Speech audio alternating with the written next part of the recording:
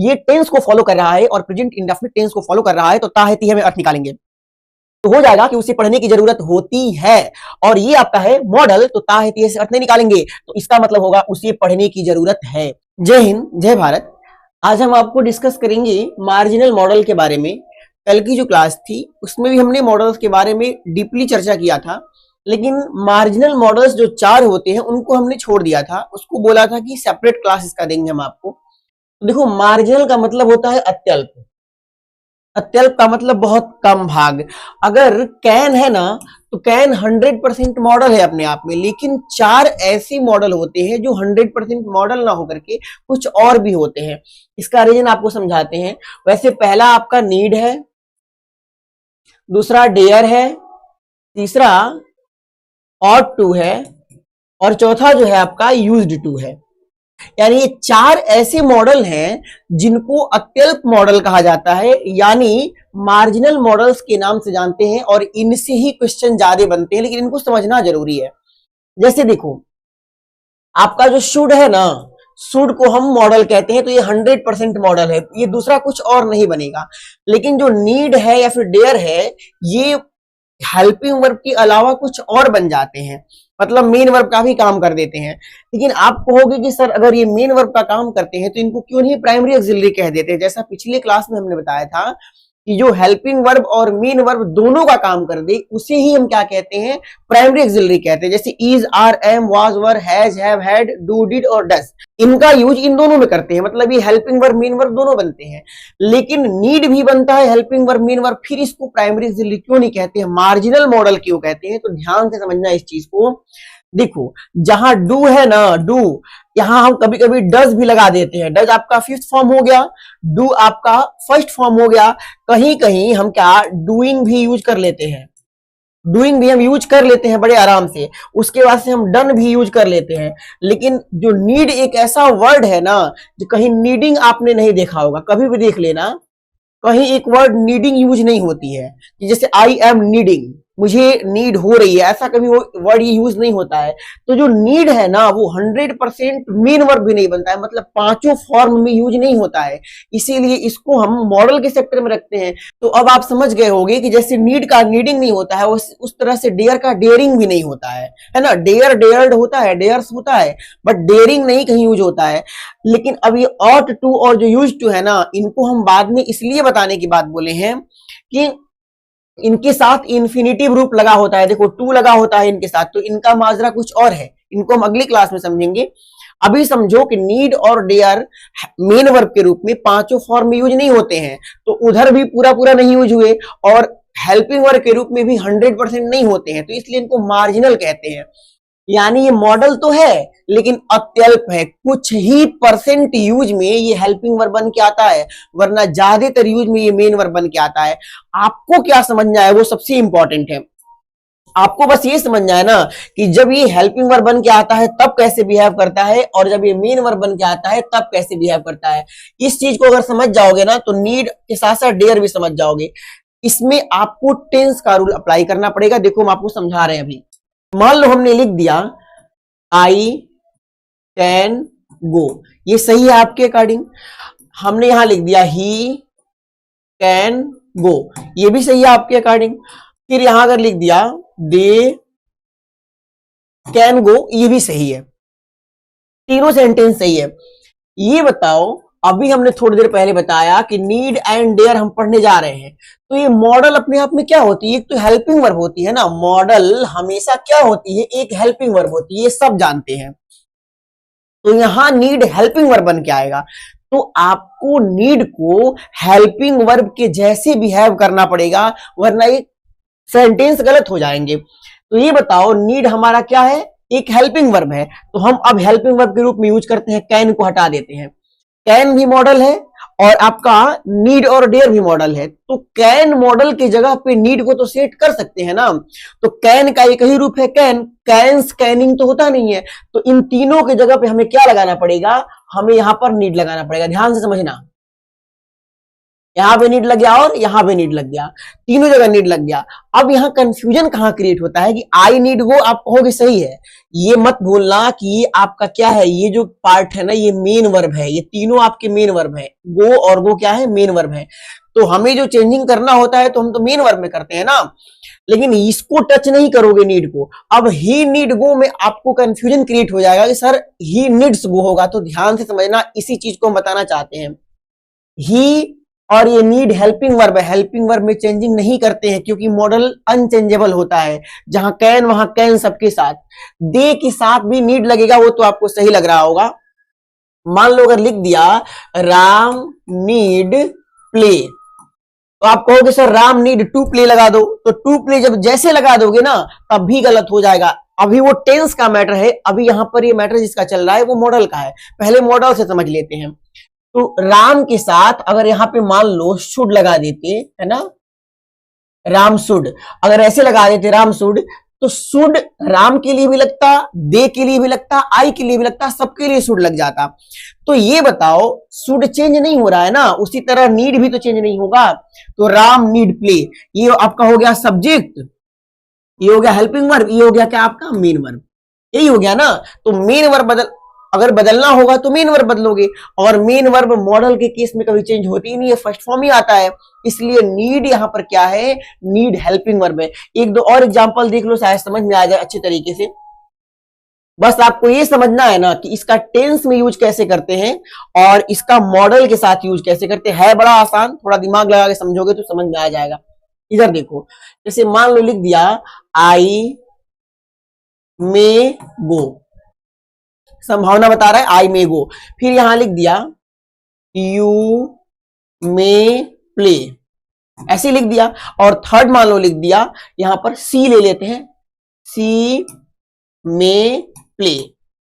अब जरा ध्यान से देख के बताओ, ये मे आपका मॉडल है और मे चेंज तो हो नहीं रहा है, तो इस जगह पे कोई अदर मॉडल लगाएंगे तब भी तो चेंज नहीं होगा। अब इसी जगह पे इस मॉडल को हटा करके और हम लगा दे रहे हैं डेयर, तीनों जगह डेयर लगा दे रहे हैं, है ना, और यहां पर भी लगा दिया डेयर, तीनों जगह डेयर लगा दिया। तो बताओ डेयर भी तो मॉडल है, तो अगर डेयर मॉडल है तो आपको कहीं कंफ्यूजन नहीं होगा, बस आपको यहां कंफ्यूजन होगा, आप कहोगे सर डेयर्स लगा दीजिए, डेयर्स में नहीं लगा सकते हैं, इसलिए नहीं लगा सकते कि ये आपका हेल्पिंग वर्ब है और प्ले मेन वर्ब है, मेन वर्ब में चेंजिंग करते हैं, तो यहां पर कोई चेंजिंग नहीं होगी। अब आप समझ गए कि नीड को और डेयर को जब हम मॉडल के रूप में यूज करते हैं तब उसके साथ हमेशा हमेशा फर्स्ट फॉर्म आता है। बस इस टेक्निक को याद रखना कि जब नीड और डेयर को हम as a helping verb, as a modal auxiliary use करते हैं तो उसके जस्ट बाद वर्ब का फर्स्ट फॉर्म आता है। इस गलती को कभी दोबारा मत करना कि वहां पर कोई अदर फॉर्म लगा देना। अब देखो हम इसका टेंस में यूज आपको बताते हैं, जहां से ये मार्जिनल बनते हैं। ये बताओ सब्जेक्ट, हेल्पिंग वर्ब और मेन वर्ब और प्लस ऑब्जेक्ट, यही ना आपका स्ट्रक्चर होता है एक सेंटेंस का। मान लो इसको हम अगर टेंस में यूज करने जा रहे हैं तो गलती कहां होने की संभावना रहती है, इसे देखो। मान लो लिख दिया गया आई गो, ठीक है, आई गो, या मान लो लिख दिया आई हैव गॉन, ठीक है, और यहां लिख दिया आई हैड गॉन। अब ये बताओ यहां गो है, प्रेजेंट इंडेफिनिट है, टेंस में हमने बताया था कि हेल्पिंग वर्ब इसमें नहीं रहती है। यहां हैव है तो गॉन है, और यहां हैड है पास्ट कर दिया तो भी गॉन है। ये अपना टेंस के अकॉर्डिंग बदल रहा है हेल्पिंग वर्ब, तो ये बदल रहा है तो ये मॉडल तो होगा नहीं। अब इसमें नीड को हम ले आकर के पेस्ट करते हैं, तो ये बताओ ऑलरेडी यहां पर हैव क्या है, हेल्पिंग वर्ब है, हैड क्या है, हेल्पिंग वर्ब है, और गॉन गॉन क्या है, मेन वर्ब है। लेकिन मान लो इसमें अगर नीड का यूज करते हो तो इसमें नीड क्या हो जाएगा, नीड यहां पर मेन वर्ब बन के आएगा, ध्यान समझना, मेन वर्ब बन के आएगा, यानी अलग अलग फॉर्म में यूज होगा। तो ग्रामर ये कहता है कि जब एक सेंटेंस में दो मेन वर्ब को यूज करोगे तो एक के साथ टू लग जाएगा, यानी एक को इन्फिनिटी बनाना पड़ेगा। जैसे बोल करके देखो, मैं खेलने जाता हूं, तो इस सेंटेंस में आपको दो वर्ब नजर आ रहा है, खेलना और जाना, तो जो पहले होगा पहले उसको लिखेंगे हम। तो मैं खेलने जाता हूं, पहले जाएगा पहले खेलेगा, तो पहले जाएगा, तो हम क्या लिखेंगे, आई गो, इतने का मतलब हो गया मैं जाता हूं, और खेलने के लिए हो जाएगा तो टू और प्ले हो जाएगा। तो एक वर्ब यहां आ गई और एक मेन वर्ब यहां आ गई, दो मेन वर्ब आई, तो एक को फ्री लिख दिया जो पहले हो रही थी और दूसरे को टू के साथ लिख दिया, यानी इन्फिनिटी बना दिया। उसी तरह जब नीड का यूज हम करने जा रहे हैं किसमें, टेंस के अंदर, तो देखो नीड यहां पर मेन वर्ब बन के आएगा और अब उसका जो बिहेव होगा वो एक मेन वर्ब के जस्ट लाइक होगा। कैसे होगा उसे भी देखो, जैसे आई नीड, यहां पर नीड मेन वर्ब है, समझना मेन वर्ब के रूप में यूज कर रहे हैं। अब इसका मतलब क्या हो गया, मुझे जरूरत पड़ती है या फिर मुझे जरूरत होती है। ये स्ट्रक्चर किसको फॉलो कर रहा है, देखो ना, आई गो, वर्ब का फर्स्ट फॉर्म, वर्ब का फर्स्ट फॉर्म। फर्स्ट फॉर्म कहां लगता है, प्रेजेंट इंडेफिनिट में लगता है, जिसकी हिंदी ता है ती है से निकलती है। तो अगर इस नीड का यूज हमने कर दिया है टेंस में, तो इसकी हिंदी ता है ती है से निकालना। मुझे जरूरत होती है, इतना इसका मतलब हो गया। अब मान लो खेलने का लगाना है आपको, तो मुझे खेलने की जरूरत होती है, तो यहां पर दो मेन वर्ब हो गए, एक जरूरत होना और एक खेलना। पहले जरूरत पड़ेगी तभी ना खेलोगे, तो जरूरत पड़ी तो हमने इसको नीड को फ्रीली लिख दिया। अब लिखेंगे to play, I need to play. अब हम इसका मतलब होगा कि हमें खेलने की जरूरत होती है। अब बताओ जरा मुझे, आई नीड लग गया और टू लग गया और प्ले, पहचानोगे कैसे कि नीड का यूज किस वे में हुआ है। तो देखो ध्यान से समझना, अगर नीड के बाद, अगर नीड या फिर डेयर के बाद हमेशा हमेशा फर्स्ट फॉर्म आता है डायरेक्टली, जस्ट बात कह रहे हैं, टू के साथ नहीं कह रहे हैं, नीड डेयर के जस्ट बाद अगर क्या आ जाए, फर्स्ट फॉर्म आ जाए, तो समझ लेना कि इसका यूज एक मॉडल की तरह हुआ है ना। लेकिन अगर नीड और डेयर के जस्ट बाद टू आ जाए, टू टीओ, तो समझ लेना कि वहां पर वो टेंस में यूज हुआ है। देखो दोनों तरह के सेंटेंस आपको एक साथ लिख करके दिखाते हैं और दोनों का मतलब समझा देते हैं, ताकि इसके बाद आपको कभी दोबारा भूल नहीं पाएगा। देखो हमने लिख दिया आई नीड प्ले, और यहां लिख दिया आई नीड टू प्ले। अब यही समझ लो, यहां जो नीड है इसके बाद जस्ट एक मेन वर्ब आया है, तो इसको भी अगर मेन वर्ब मानोगे और इसको भी मेन वर्ब मानोगे, तो दो मेन वर्ब एक साथ आ ही नहीं सकते हैं। इस केस में इसको हेल्पिंग वर्ब समझोगे, और हेल्पिंग वर्ब का मतलब मॉडल बन के आया है। यहां देखो आई नीड और प्ले, दो मेन वर्ब यहां पर भी है, लेकिन एक के बीच में क्या लगा है, टू लगा है, तो यहां से यहां तक तो आपका इन्फिनिटिव हो गया और ये आपका मेन वर्ब हो गया। तो देखो सब्जेक्ट वर्ब और ये ऑब्जेक्ट की जगह पे काम कर रहा है टू और प्ले, यानी इन्फिनिटिव ऑब्जेक्ट के जैसे काम करता है, ऑब्जेक्ट की जगह पे काम करता है, बट 100% ऑब्जेक्ट होता नहीं है। तो यहां आप समझ गए कि नीड के जस्ट बाद अगर कोई मेन वर्ब का फर्स्ट फॉर्म आता है तो वो मॉडल है। नीड के जस्ट बाद कोई फर्स्ट फॉर्म नहीं आकर के टू आ जाता है या फिर अदर कुछ आ जाता है, कोई प्रीपोजिशन आ जाता है, तो समझ जाना कि ये टेंस वाला यूज हुआ है। एक बार और देख लो, इसे मान लो यहां लिख दिया टेंस में यूज कर रहे हैं, तो ही के साथ तो नीड्स लग जाएगा, ही नीड्स, उसे जरूरत होती है, और टू रीड, उसे पढ़ने की जरूरत होती है। इसका मतलब ये हो गया। अच्छा मान लो लिख दिया ही नीड, है ना, और रीड। कभी देख करके गलत मत बोलना, क्योंकि इसको उलझाने के लिए भी हम किसी को पूछ सकते हैं ऐसा सेंटेंस, लोग परेशान हो जाते हैं कि ये क्या लिख दिया। तो बताना कि ये आपका हो गया सब्जेक्ट, ये आपका हो गया हेल्पिंग वर्ब, और ये हो गया मेन वर्ब। यानी subject helping verb main verb structure follow तो कर रहा है सेंटेंस का, लेकिन नीड और रीड दोनों एक साथ आया है, तो हम नीड को मानेंगे मॉडल, यानी हेल्पिंग वर्ब मानेंगे। तो देखो इसका मतलब क्या होगा और इसका मतलब क्या होगा, ध्यान से समझना। ये टेंस को फॉलो कर रहा है और प्रेजेंट इंडेफिनिट टेंस को फॉलो कर रहा है, तो ता है ती है में अर्थ निकालेंगे तो हो जाएगा कि उसे पढ़ने की जरूरत होती है, और ये आपका है मॉडल, तो ता है ती है से अर्थ नहीं निकालेंगे, तो इसका मतलब होगा उसे पढ़ने की जरूरत है, उसे पढ़ने की जरूरत है, उसे पढ़ने की जरूरत होती है। ये अंतर होता है जब हम टेंस में यूज करते हैं नीड और डेयर को, और मॉडल के सेक्टर में जब उसको यूज करते हैं, तो ये अंतर होता है, ध्यान से समझना। उसे पढ़ने की जरूरत होती है, उसे पढ़ने की जरूरत है, तो ये आपका नीड का यूज है। सेम सेम डेयर का भी यूज करते हैं। अब जरा इसके सेकेंड फॉर्म को देख लो, सेकेंड फॉर्म में भी थोड़ा सा आदमी परेशान हो जाता है, लेकिन इसको एक बार देख लोगे तो शायद आपको परेशान ना होना पड़े। जैसे हम लिख रहे हैं, देखो ही नीडेड टू रन। यहां लिख दिया हमने ही नीड टू रन। अब नीड के जस्ट बाद टू आया, आप सीधा सीधा समझ जाओगे कि ये टेंस में यूज हुआ है और सेकेंड फॉर्म में यूज हुआ है तो पास्ट इंडेफिनिट है, क्योंकि पास्ट इंडेफिनिट में ही सेकेंड फॉर्म यूज होता है और कहीं नहीं होता है। अब मॉडल वाला यूज लिखेंगे तो हो जाएगा ही नीडेड रन। ये मॉडल का यूज हो गया। मेरी बात ध्यान से समझना, ही नीडेड रन। अब ये नीड का नीडेड बना है, जैसे कैन का कुड बनता है ना पास्ट फॉर्म, वैसे नीड का नीडेड बना है, लेकिन ये आपका क्या है, हेल्पिंग वर्ब है, मॉडल है। और ये जो नीडेड है ये मेन वर्ब है, ठीक है ना। अभी इसको मत मेन वर्ब कह देना, क्योंकि दो मेन वर्ब आती है तो एक को इन्फिनिटिव बना देते हैं और एक आपका मेन वाला मेन वर्ब रह जाता है, लेकिन इसमें आपका ये मेन वर्ब है और जो नीड है वो क्या है, हेल्पिंग वर्ब है। अंतर कैसे निकालेंगे इनके अर्थ में, तो ही नीडेड, उसे जरूरत होती थी, टू रन, दौड़ने की, उसे दौड़ने की जरूरत होती थी या फिर उसे दौड़ने की जरूरत पड़ती थी। इसका मतलब क्या होगा, उसे दौड़ने की जरूरत थी। इस तरीके से इसका मतलब निकालेंगे। सेम प्रोसेस आप अपना सकते हो इंट्रोगेटिव में भी, उसे भी देख लो इंट्रोगेटिव कैसे करेंगे। वो बहुत आसान है, बहुत मुश्किल नहीं है इंट्रोगेटिव बनाना भी। अगर आप सेंटेंस स्ट्रक्चर जानते हो ना तो दोनों कर सकते हो, नो डाउट। जैसे मान लो लिख दिया नीड यू गो।